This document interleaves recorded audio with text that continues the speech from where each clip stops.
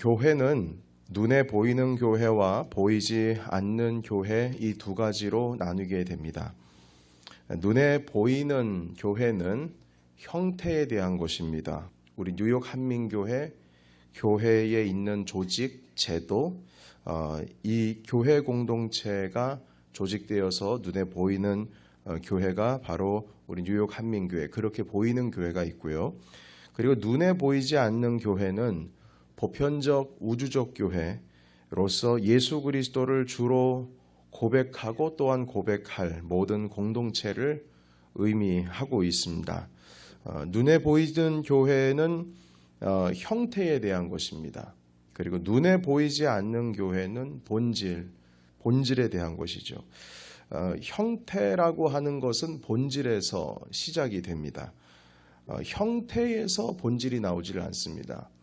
본질에서 형태가 나옵니다. 예수님께서는 눈에 보이는 형태로서의 교회를 세우지는 않으셨습니다. 그러나 눈에 보이지 않는 형태가 아닌 본질로서의 교회 공동체를 이미 준비를 해놓고 계셨습니다. 여러분, 그러면 이쯤에서 한번 여쭤보기를 원합니다. 형태가 중요할까요? 아니면 본질이 중요할까요? 본질이 중요하죠. 그런데 형태도 중요합니다. 그러나 더 중요한 것은 본질입니다. 왜냐하면 그 본질에서 그 형태가 나오기 때문에 그 본질이 어그러지면 그 형태도 어그러지게 될 겁니다. 형태에 대해서만 우리가 만약에 힘을 쏟게 된다면, 그리고 본질이 어그러져 있는 모습으로 있다면 그 눈에 보이는 형태가 별 의미가 없습니다. 그러나 형태는 조금 부족해 보여도 본질이 살아있으면 그 교회가 생명력이 있게 되는 것입니다.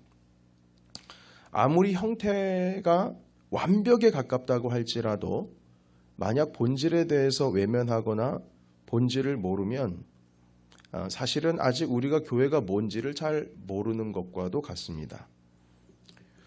그런데 대부분의 사람들은 형태를 보고 그 교회 공동체를 판단합니다.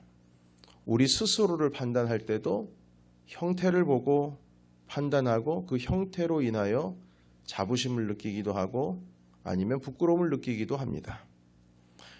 교회 공동체에 대한 평가는 본질에 대한 것이어야만 합니다. 요한계시록에 등장한 7교회에 대한 예수님의 평가가 있습니다. 그 평가는 소아시아에 있는 7교회의 형태에 대한 평가가 아니고 본질에 대한 평가이셨습니다. 형태라고 하는 것은 경험에 의해서, 그리고 연륜에 의해서, 그리고 일련의 전통에 의해서, 시간에 의해서 쌓여지고 정반합의 원리에 의해서 세워지는 것 같지만, 이 본질은 구도자의 자세로서, 영적인 탐구로서, 수련으로서 그런 자세로 얻어집니다. 설교도 마찬가지입니다. 삶의 형태를 다루는 실질적인 삶에 적용이 될 수 있는 우리의 삶의 방식과 우리 신앙생활의 실질적인 그 형태에 집중하는 설교가 있는가 하면, 신앙의 본질의 문제에 대해서 깊이 생각하고 영적인 탐구와 구도자의 자세와 수련하는 사람의 자세로 들어야지만 유익을 얻을 수 있는 설교도 있습니다. 그런데 많은 회중들은 어려운 것보다는 쉬운 것을 선택을 합니다. 신앙과 삶의 형태의 그 실질을 다루는 설교를 선호하지, 신앙과 삶의 본질에 대해서 좀 심도 깊게 생각해야 되고 좀 갈등해야 되고 그 가운데서 영적인 탐구가 있어야 되고 수련이 필요한 설교는 잘 들으려고 하지 않습니다. 왜냐하면 어렵기 때문입니다. 실질적으로 다루려고 하면 쉽게는 들을 수 있지만 영적으로 다루려고 하면 잘 들으려고 하지 않습니다. 쉽지 않기 때문입니다. 그러니까 깊이 생각하고 탐구하지 않으면 사실 적용하기가 힘들기도 하죠. 자, 그러나 분명한 것은 그 실질적이고 실제적이라고 하는 것조차도 본질에서 시작이 되는 것이지 본질이 빠진 실제적인 것은 전혀 의미가 없습니다. 우리 공동체는 지금 형태에 집중을 하고 있는 중입니다. 이것이 그동안에 또한 과업이기도 했습니다. 눈에 보이는 교회로서 지금 성전 건축을 한 2개월 앞두고 있습니다. 저는 지금 현재 형태를 나쁘다는 관점으로 지금 말씀을 나누고 있지 않습니다. 형태 중요합니다. 그러나 그 형태는 본질에서 출발하고 있기 때문에 형태에 집중해야 할 때는 또 해야 하지만 그 시작과 답은 본질에서만 찾아야 한다고 지금 말씀을 나누고 있는 겁니다. 형태는 본질에서 시작하기 때문에 형태가 완성이 되는 것을 그것만을 만족해 하고 있다면 그건 문제가 될 겁니다. 아까도 말씀드렸듯이 대부분의 사람들은 형태를 보고 판단합니다. 그러나 교회는 본질로서만 판단이 되어져야 합니다. 요한계시록의 2장에 있는 거기서부터 시작되는 소아시아 7교회에 대한 판단은 본질에 대한 판단이었습니다. 그 본질에서 답을 찾으려 해야 하고 본질이 익숙해져야 합니다. 자, 그래서 저는 여러분과 교회의 본질에 대해서 그리고 영적인 것에 대해서 생각하기 참 고민하기 싫은 그런 부분에 대해서 실천하기 어려운 것에 대해서 쉽지 않은 것에 대해서 익숙하지 않은 것에 대해서 이야기하고 함께 그 본질을 찾아가야만 합니다. 저는 근래에 그 한스 퀼이라고 하는 독일 신학자의 그 교회라고 하는 책을 구입해서 읽고 있습니다.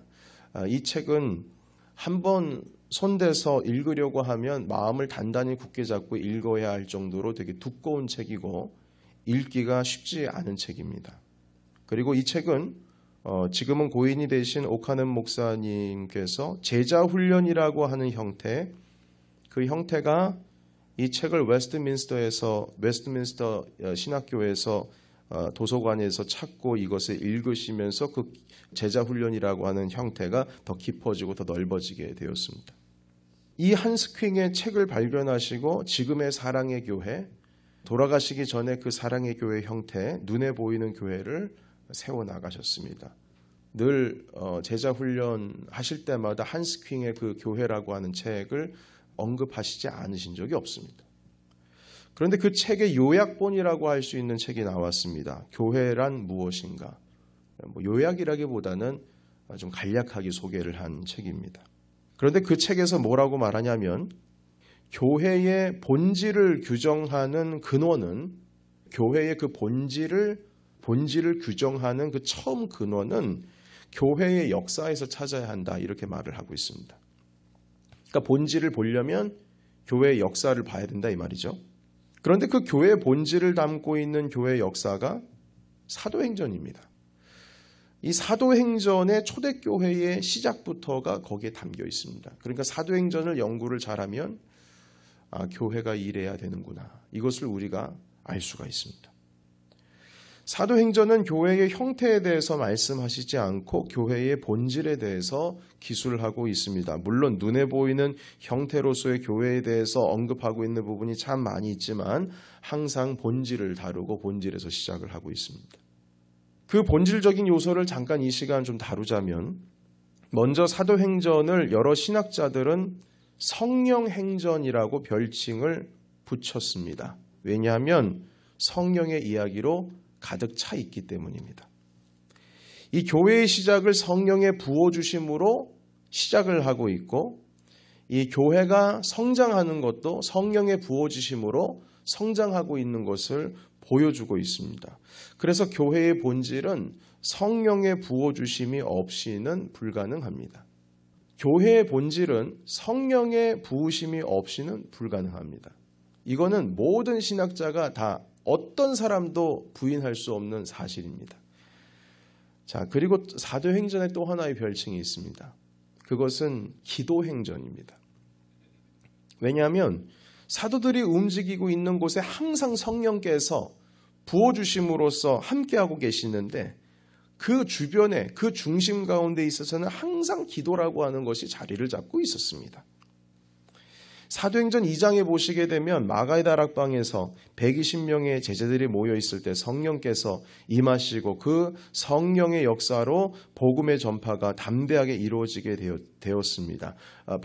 비로소 이 형태가 잡힌 교회가, 형태의 모습을 가진 교회가 시작이 된 것을 우리가 볼 수가 있죠. 자, 그런데 그 120명이 다락방에서 무엇을 했을까요? 지난주에도 말씀을 나눴지만 예수님께서 부활하시고 나서 승천하시기 전에 제자들에게 당부하시기를 예루살렘을 떠나지 말고 성령님을 기다리라고 말씀하셨습니다. 성령을 기다리라고 말씀하셨기 때문에 그들이 다시 성천하시는 예수님을 보고 나서 예루살렘으로 돌아와 마가의 다락방으로 들어갔습니다. 그리고 그 마가의 다락방에서 무엇을 했는지 한번 성경을 읽어보겠습니다. 사도행전 1장을 보겠습니다. 12절에서 15절 말씀입니다. 읽겠습니다. 제자들이 감람원이라 하는 산으로부터 예루살렘에 돌아오니 이 산은 예루살렘에서 가까워 안식일에 가기 알맞은 길이라. 들어가 그들이 유하는 다락방으로 올라가니 이 다락방이 마가의 다락방입니다. 베드로, 요한, 야고보, 안드레와 빌립, 도마와 바돌로메, 마테와 및 알페오의 아들 야고보, 셀로딘, 시몬, 야고보의 아들 유다가 다 거기 있어 여자들과 예수의 어머니 마리아와 예수의 아우들과 더불어 마음을 같이하여 오로지 뭐하다고요? 기도에 힘쓰더라. 그런데 그 모인 수가 몇 명입니까? 120명이나 되더라. 그때에 베드로가 그 형제들 가운데 서서 일어서서 이르되, 자, 그리고 나서 이제 베드로의 일차적인 설교가 시작이 되고 곧 이 120명이 기도할 때에 성령께서 임하시게 됩니다. 자, 이렇게 사도행전의 교회는 이 말씀들을 봤을 때에 세 가지의 구조로 움직입니다. 첫 번째는 기도, 두 번째는 성령, 그리고 세 번째는 복음의 행함입니다. 기도하였을 때 성령께서 임하시고 성령께서 임하시고 나니 복음을 들고 나간 겁니다. 그 행함을 한 거죠. 그러니까 이 세 개가 세트입니다. 기도, 성령의 부으심, 그리고 복음을 들고 나감, 복음의 행함. 그 세 개가 세트예요. 베드로와 요한이 성전 미문에 앉아있는 걷지 못하는 사람을 고쳤습니다. 나에게는 금과 은이 없지만 내게 있는 것을 내게 주노니 예수의 이름으로 일어나 걸으라 말씀하고 그가 걸었습니다. 자, 그런데 그 걷던 때, 그 때에 대해서 성경에서 말씀하고 계시는데 사도행전 지금 1장 봤죠? 2장만 넘겨서 3장 1절을 보도록 하겠습니다. 제9시 기도 시간에 베드로와 요한이 성전에 올라갈새, 여기까지입니다.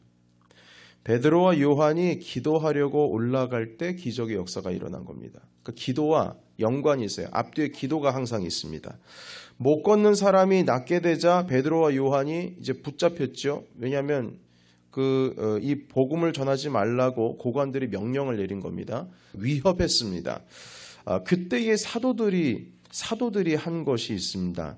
사도들이 무엇을 했는가? 그것이 바로 사도행전 4장 31절에 있습니다. 4장 31절 한 장만 넘겨서 빌기를 다함에 모인 곳이 진동하더니 무리가 다 성령이 충만하여 담대히 하나님의 말씀을 전하니라. 아멘.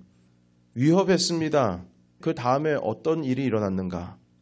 그들이 빌기를 다함에 위협에 놓이게 되니까 사람들이 모여가지고 기도하기 시작했어요. 위협하니까. 자, 그 기도 이후에 뭐가 일어났습니까? 성령이 충만했어요. 그리고 어떻게 됐습니까? 하나님의 복음을 들고 나갔어요. 기도, 성령의 충만, 그리고 하나님의 역사, 복음에 대한 복음을 들고 행함, 이 세 가지가 세트로 움직입니다. 그리고 기도와 성령, 하나님의 역사가 동시에 일어나게 됩니다. 계속 우리가 이런 현상을 보게 되는데요. 바울이 다메섹에서 예수님을 만났을 때 눈을 뜨지 못하고 시력을 잃어버렸습니다. 볼 수가 없었어요. 그때 바울이 회개하면서 지금까지 행한 것을 주님께 내려놓고, 아니 도대체 이제 내가 뭘 어떻게 해야 하는가? 내가 주님을 만났는데 눈에 보이지 않는데 전혀 어떻게 할지를 모르고 있었어요. 그때 선지자 아나니아가 와서 일을 도와주지요. 자, 그때 어떤 일이 있었는지를 사도행전 9장으로 가겠습니다.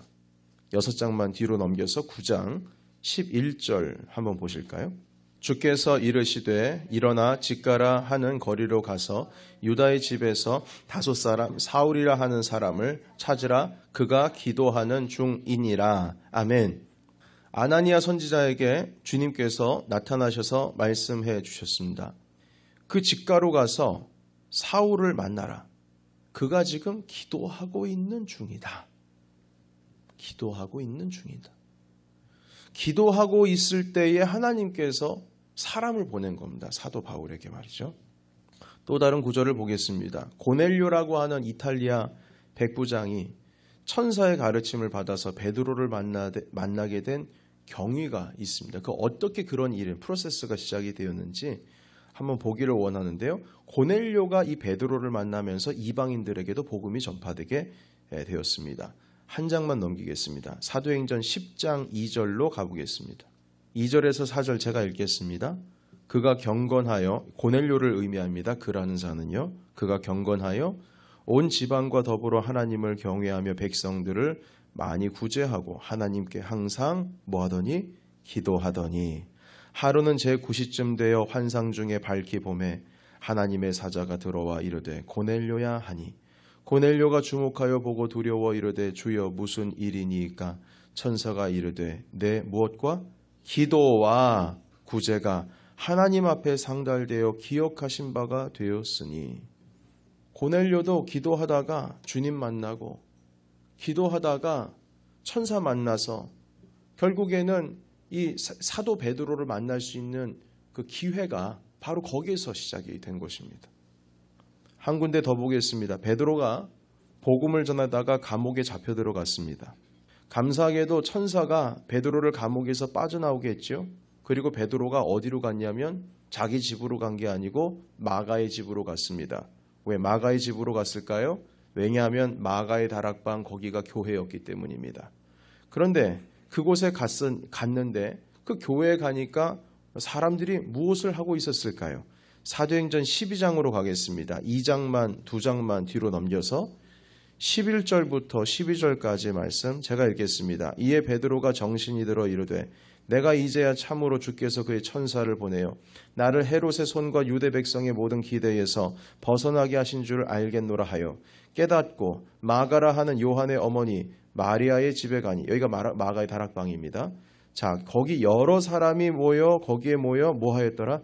기도하고 있더라. 마지막으로 한 군데만 보겠습니다. 바울과 실라가 감옥에 갇혔습니다. 그 감옥에 갇혔는데 지진이 일어나고 감옥의 문이 모두 열렸습니다. 그때 바울과 실라가 뭘 하고 있을 때 감옥의 문이 열렸죠? 우리 찬송으로 알고 있잖아요. 바울과 실라가 주변에 있는 죄수들도 모두 다 들어올 수 있게 찬송을 막 하니까 갑자기 우르릉 쾅쾅 지진이 나서 감옥의 문이 다 열리지 않았습니까? 자, 그런데 우리가 찬송하니까 이 감옥의 문이 열렸다라고 알고 있는데 만약 그렇게만 알고 있으면 반쪽만 아는 겁니다. 바울과 실라가 뭘 했는지를 한번 보겠습니다. 사도행전 16장으로 갑니다. 16장 25절에서 26절 말씀. 이건 같이 읽겠습니다. 25절에서 26절입니다. 시작. 한밤중에 바울과 실라가 기도하고 하나님을 찬송하며 죄수들이 듣더라. 이에 갑자기 큰 지진이 나서 옥토가 움직이고 문이 곧 다 열리며 모든 사람의 매인 것이 다 벗어진지라. 아멘. 바울과 실라가 하나님을 찬송한 것만 아니고 기도하고 찬송했다. 이렇게 기록을 하고 있습니다. 사도행전은 성령의 역사가 있는 성령행전입니다. 그러나 하나님의 역사가 고스란히 담겨있는 그 사도행전은 하나님의 성령의 역사가 있기 전에 항상 먼저 그 자리에는 뭐가 있었습니까? 기도가 있었습니다. 기도가. 이 세 가지가 세트입니다. 기도 있을 때에 성령께서 임하셨고 그리고 하나님의 복음의 역사, 하나님의 말씀을 두고 나가는 행함의 역사가 일어나게 되었습니다. 따라서 기도가 없이는 하나님의 역사도 없고 초대교회 역사도 없고 그리스도인들의 복음 전파도 없고 교회가 세워지는 것도 없고 성령의 역사도 없습니다. 항상 중심에는 성도들의 기도의 삶이 가장 근반으로 뿌리 깊게 내리고 있었던 것입니다. 기도 없이는 아니에요. 안 되는 겁니다. 안 되는 거예요. 안 되는 겁니다. 진짜 안 되는 거예요. 아무것도 안 되는 겁니다. 형태 번지를 해봐야 아무것도 안 돼요. 본질, 기도가 중심이 되어 있지 않고서는 안 되는 겁니다. 이게 본질입니다. 저는 영향력 있는 교회들의 이야기, 그 교회가 개척 때부터 어떻게 세워져 갔는지의 과정을 쓴 책들을 읽는 것 되게 좋아합니다. 왜냐하면 그 이야기 속에는 하나님께서 이루시는 역사하심들을 볼 수가 있기 때문이요. 그리고 그 책들을 읽으면서 제 마음 가운데 똑같이 그와 같이 저의 삶에도 제가 함께하고 있는 우리 한민교회도 그렇게 꿈꿀 수 있도록 도와줄 수 있는 도전을 주기 때문에 그런 책들을 읽기 좋아합니다. 그런데 그분들이 교회를 세워가는 그 과정이 담긴 그 책들, 글들을 읽으면서 아니 어떻게 이렇게 다양한 은혜들이 있을 수가 있을까? 어떻게 이렇게 많은 간증들이 있을 수가 있을까? 전 참 그 교회가 세워져 가는 이야기들이 부럽기도 하고 이런 간증들이 우리 교회에도 계속 일어나게 해주시면 참 좋겠다 이런 생각 많이 했습니다. 그리고 그 생각 끝에 얻은 결론은 적어도 이 책들 속에서 등장하는 그 많은 교회의 공통점들, 그 교회들이 성장하면서 일구었던 어떤 공통점들을 우리 교회가 함께 실천하면 그러면 주님께서 동일한 주의 역사를 우리에게 허락해 주시지 않을까 이런 생각이 들었습니다. 그래서 그 책들에 등장하는 교회의 공통점들을 찾아봤는데요. 한 3가지 정도로 등장을 하더라고요. 3가지 정도요. 잘 들어보시면 좋겠습니다. 첫 번째는 그 교회들의 대부분의 공통점은요. 모두 꿈꾸는 것을 멈추지 않는 교회였습니다. 계속 비전의 꿈을 꾸고 있습니다. 어디로 가야 할지 그 목표가 확실합니다. 두 번째 공통점, 인내라고 하는 공통점이 있습니다. 인내. 여러분 그 책들의 교회의 주인공들이 오늘에 이르러 성장하기까지 모두 다 하나같이 정말 말하기 어려운 고난과 그리고 실패도 있고 그 가운데에 갈등도 있습니다. 물질적인 고난, 영적인 고난, 내부적인 외부적인 고난, 말로 다 표현할 수 없는 다양한 모습의 고난들이 그 교회가 다 하나씩 다 가지고 있어요. 그런데 하나님께서 그 자리 가운데서 어떻게 역사하시는지를 보여주고 있는 겁니다. 그런데 공통점 중에 하나가 그 고난이라고 하는 공통점이 핵심이 아니고요. 그 상황 속에서 이 모든 교회가 인내했다는 겁니다. 인내라고 하는 공통점이 있습니다. 인내. 세 번째 공통점은 무엇이냐면 그 모든 교회가 그런 상황 속에서 기도로 승부했다는 공통점이 있습니다. 기도로 승부했다. 이 책들의 주인공격들인 이 교회들은요. 엄청난 기도의 교회입니다. 기도로 승부한 교회들이에요. 심지어는 제목이 교회는 무릎으로 세워진다. 이렇게 표현합니다. 부산 수영로 교회 정필도 목사님. 이들 교회는요. 첫 번째 그 공통점인 비전을 꿈꾸는데요. 여러분 꿈꾸는 방법이 무엇인 줄 아십니까? 이 교회들이 기도하면서 비전을 꿈꿔요. 교회가 만약에 기도하지 않고 비전을 꿈꾸는 것은 백일몽에 불과합니다.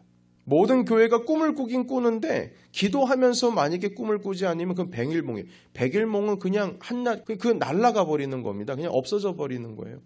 그 꿈이 실제가 돼야죠. 실제가 되기 위해서는 등장하고 있는 모든 교회가 기도하면서 꿈을 꾸더라는 겁니다. 기도하면서요. 여러분 두 번째 공통점이 뭐라고 그랬죠? 고난 가운데 뭐가 있다고요? 이들이? 인내 공통점이 있다고 했습니다. 그런데 그 인내를 어떻게 이뤄가고 있냐면 기도하면서 인내를 이뤄가고 있는 거예요. 만약 기도하지 않고 인내를 하면 여러분 기도하지 않고 인내하면 그건 방관입니다. 시간아 가라. 시간이 해결해 주겠지. 방관이에요. 그냥 보고 그냥 될 대로 되라. 나는 여기 있다.